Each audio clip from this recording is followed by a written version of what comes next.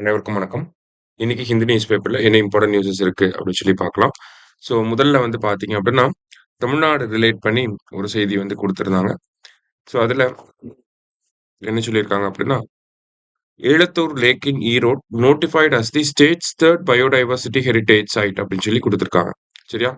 So 3வது பல்லுயிர் பாரம்பரிய தலமாக தமிழகத்துல இருக்கக்கூடிய ஏலத்தூர் ஏரி, ஈரோடு மாவட்டத்துல இருக்கக்கூடிய ஏலத்தூர் ஏரிய வந்து தமிழக அரசாங்கம் அறிவிச்சிருக்கிறாங்க. சரியா?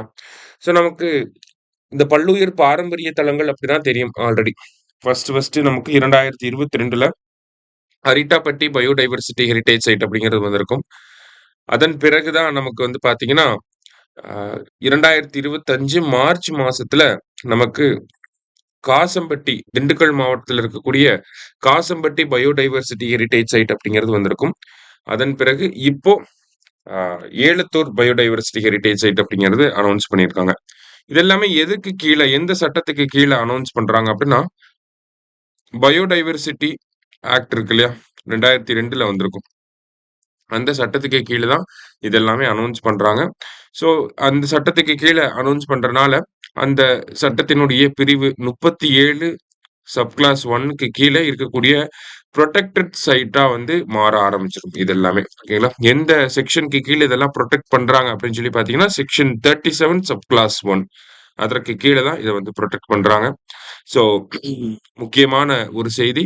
கண்டிப்பா நமக்கு தேர்வுகள்ல எதிர்பார்க்கலாம். இந்த மாரியான விஷயங்கள. தமிழ்நாட்டுல எங்கெல்லாம் வந்து பயோடைவர்சிட்டி ஹெரிடேஜ் சைட் இருக்கு, இல்லாத எந்தெந்த பிளேஸஸ்ல இருக்கு அப்படிங்கிறத கரெக்ட் பேர், இன்கரெக்ட் பேர்ல கேட்கலாம்.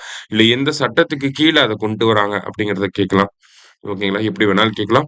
இந்த ஏலத்தூர் பயோடைவர்சிட்டி ஹெரிடேஜ் சைட்ட பொறுத்தவரைக்கும் பார்த்தீங்கன்னா, பறவைகள் மைக்ரேட்டரி பேர்ட்ஸ் இந்த மாதிரியான பேர்ட் ஸ்பீஷிஸ்க்கு ரொம்ப முக்கியமான ஒரு தளமாக இருக்கு. அது மட்டும் இல்லாம பேர்ட் ஸ்பீஷிஸ் மட்டும் இல்லாம நமக்கு வந்து பட்டர்ஃப்ளைஸ் இருக்கு. டிராகன் ஃப்ளை ஸ்பீஷிஸ்லாம் இருக்கு.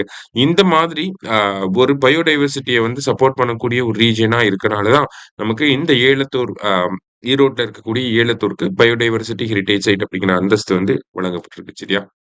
ஸோ அதுதான் இங்க குடுத்திருக்காங்க. அடுத்ததா வந்து பார்த்தீங்கன்னா, நமக்கு ஆதிவாணி அப்படிங்கிற ஒரு அப்ளிகேஷன ஒரு ஆப்ப பத்தி குடுத்திருக்காங்க. இந்த ஆதிவாணி அப்படிங்கிற ஆப்ப யார் உருவாக்கியிருக்காங்க அப்படின்னா, மினிஸ்ட்ரி ஆஃப் ட்ரைபல் அஃபேர்ஸ் தான் உருவாக்கியிருக்காங்க. சரியா? Ministry of tribal affairs.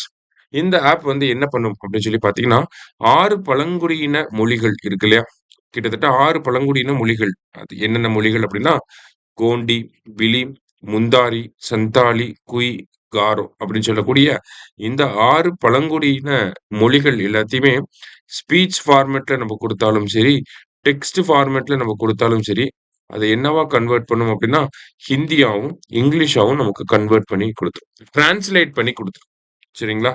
அதுதான் இந்த ஆப்போட ஒரு முக்கியமான அம்சம். ஆதிவாணி அப்படிங்கிற ஆப். யார் உருவாக்கியிருக்காங்க அப்படின்னு சொல்லி பார்த்தீங்கன்னா, நம்மளுடைய ட்ரைபல் அஃபேர்ஸ் மினிஸ்ட்ரி.